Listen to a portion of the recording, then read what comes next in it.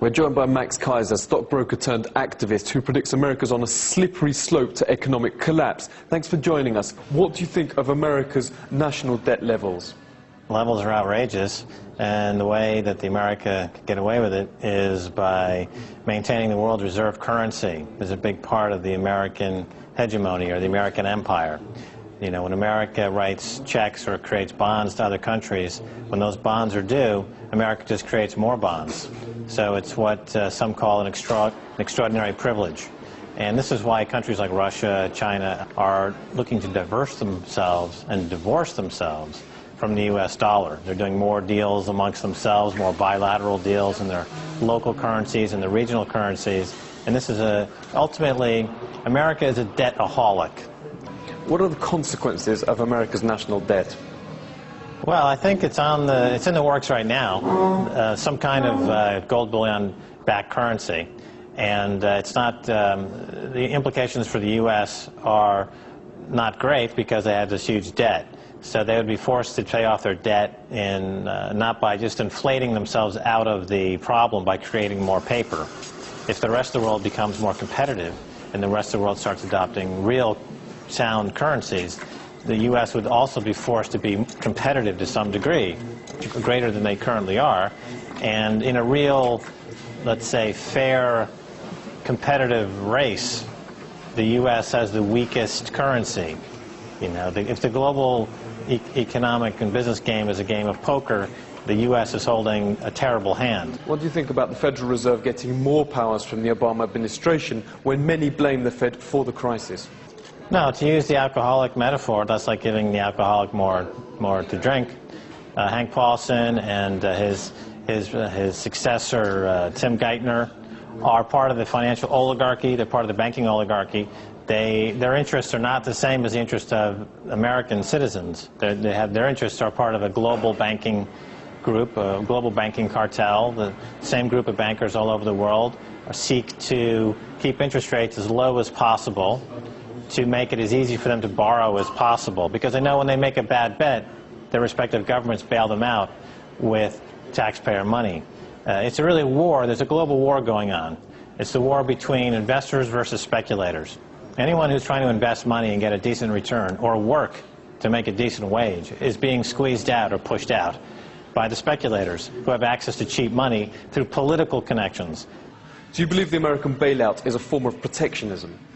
Well, it's not free market capitalism. It's an industrial policy. It's a policy of the government wanting to get into every nook and cranny of the business sector, because the people who are in politics and in business want the cheapest possible access to money that's possible, and they don't want to compete. So the easiest way not to compete is to get the government to do business with the government, who has the ability to raise taxes, to confiscate wealth, to wage wars.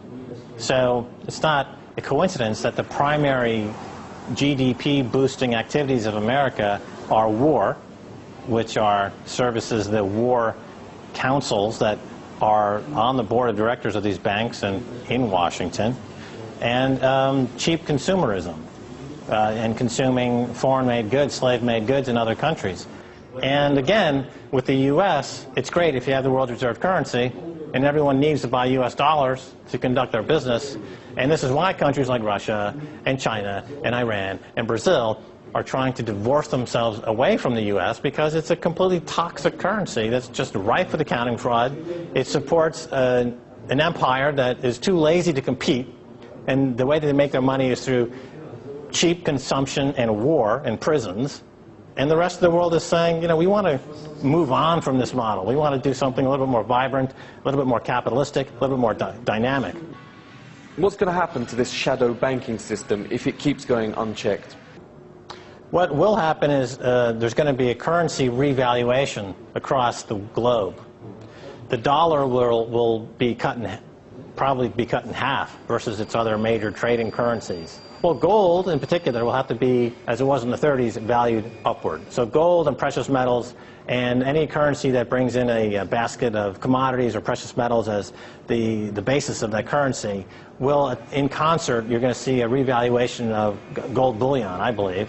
And you can see the price of gold move up 50–60% in one day or 1 week, or it could move up 100% in a week.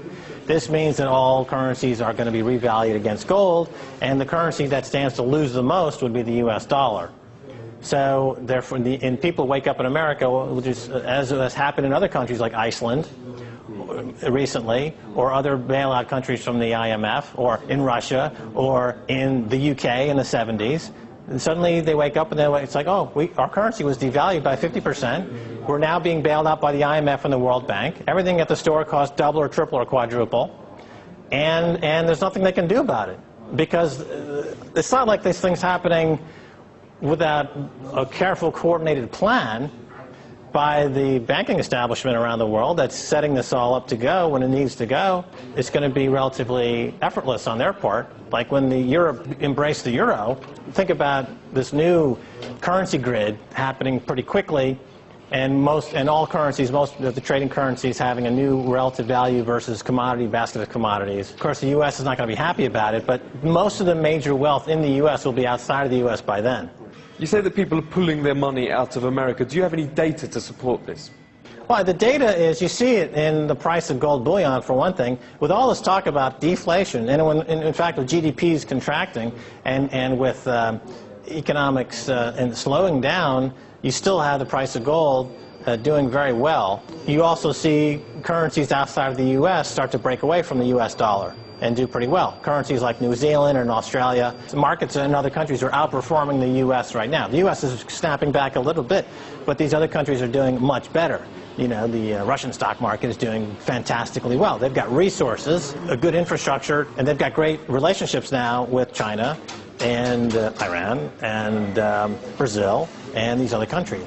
So they're positioning themselves into hard assets, because they know that the fiat currency, U.S. dollar-based global post-World War II, IMF, World Bank, phantasmagorical world of never having to pay your debts that the world has had to suffer through since World War II is coming to a close.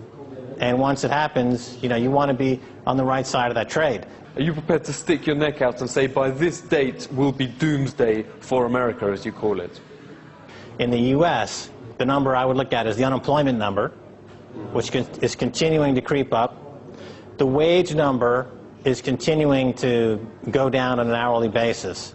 And even if you want to play with the numbers on employment and unemployment, and there's a lot of ways that these statistics are cooked and they're arranged, the basic hourly wage number is continuing to deteriorate. So at some point, there will be a critical mass of unemployed people in America who will then, I think, spontaneously, as it happens in various countries, will suddenly have had it. They will have had it. They will decide that this is it. We can't take it anymore. The honeymoon of Barack Obama, it seems to be entering a new phase where people are less excited by his program of change because they don't see any change in the banking system. And the bankers are still very much pilfering and very much stealing, and they want more power. So it's tough to say exactly when that spark will hit that ignites the Hindenburg of social unrest in the U.S. But I don't think at this point I don't think you can reverse it. There's nothing that can be done to reverse this inevitable collision. And I think that also one of the amazing stories of 9/11 is how when the 9/11 disaster hit was really the beginning of when the wealthiest in America start to move their money out of the U.S. That was what they got from that. That's what they learned. That was their lesson, that the U.S. isn't really safe for my money anymore. And they started to move their money out of the U.S. aggressively since 9/11. A lot of the complications, and the reason why Alan Greenspan lowered interest rates down to 1% after 9/11 was in a large part to allow the wealthiest in America to assist them in moving all their capital out of America. Tell us about this Karma Bank that you've created. Well, Karma Bank is like, what if Gandhi and George Soros had a love child, basically. What I did was I figured out which companies, if a large boycott were enacted, would have the greatest impact on a share price. So which company's market capitalization is most weighted toward a consumer boycott and would cause the most damage? So like a company like Exxon is not particularly vulnerable to a consumer boycott because they're diversified in many ways. Their stock doesn't trade at a high multiple of the sales, of retail sales. But a company like Coca-Cola is very vulnerable to a boycott.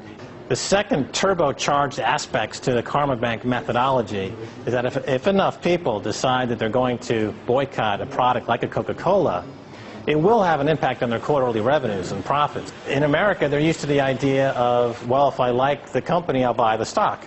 So this is just the opposite. I don't like the company, I'm going to boycott the stock to the point where hedge funds start selling short that stock. Some people have called you a financial terrorist. How do you respond to that?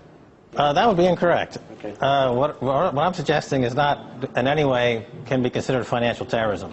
It can be considered economics because what I'm saying is that a lot of these companies have unrealized risk that's not reflected on their balance sheet, which is descent risk.